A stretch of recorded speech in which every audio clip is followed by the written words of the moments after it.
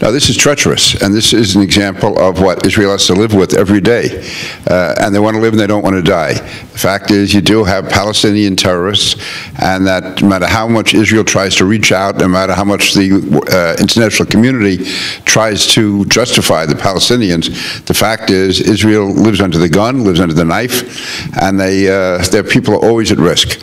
And that's what I think too many people outside of Israel, including people in the United States, don't realize just how dangerous it is to be an Israeli in Israel, and that the threat of terror is constant. Abu Mazen has too often tried to have it both ways. He tries to pose as a world statesman, but the reality is that too often he either looks the other way or even encourages Palestinian violence.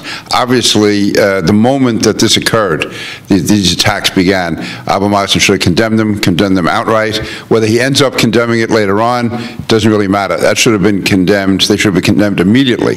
And also, he has to watch what he says, because words do have consequences. And for him to say the Oslo Accord no longer applies, basically he's saying it's back to war. And he knows, whether he's saying it that way or not, he has to know that's what people on the ground, Palestinians, are going to interpret it as. So let's say scenario, if the terror attack happened in here, like in Jerusalem, in Israel, what do you think that the policy of the United States was? Well, first of all, the American people would demand total protection. They would demand retaliation, and every step would have to be taken to make sure it didn't happen again. And the fact is, if you're dealing with people who are violent, you have to take very strong methods to crack down. You have to do all that can possibly be done, and if that includes the use of force, then force has to be used. Yeah, all murder is terrible, but it's particularly heinous when it's done in front of children, when it's done in a way to have lasting trauma, lasting agony, lasting suffering, and it shows what evil hearts these people have. I would say Abu Mazen is not a real partner.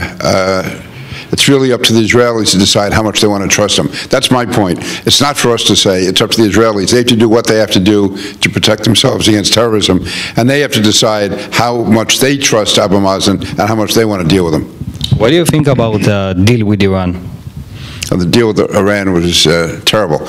It's terrible to Israel, it's terrible to the world, and it's terrible to the United States. We've weakened ourselves, we've strengthened Iran, and so as an American, I was totally opposed to it. I thought it was very important that Prime Minister Netanyahu came to the Congress to lay out the objections that Israel had, but quite frankly, while the immediate danger is to Israel, the ultimate danger is to the world, and that obviously includes the United States, because we are the great Satan in the eyes of Iran. So Israel and the United States should be standing together on this. Unfortunately, the agreement is now in place. But again, whatever Israel has to do to defend itself, they have to do. You're talking about military action? I would say that whatever Prime Minister Netanyahu and the Israeli government decide has to be done, that's what has to be done. If Israel decides to take action against Iran, I can assure you that the overwhelming majority of the American people would stand with Israel.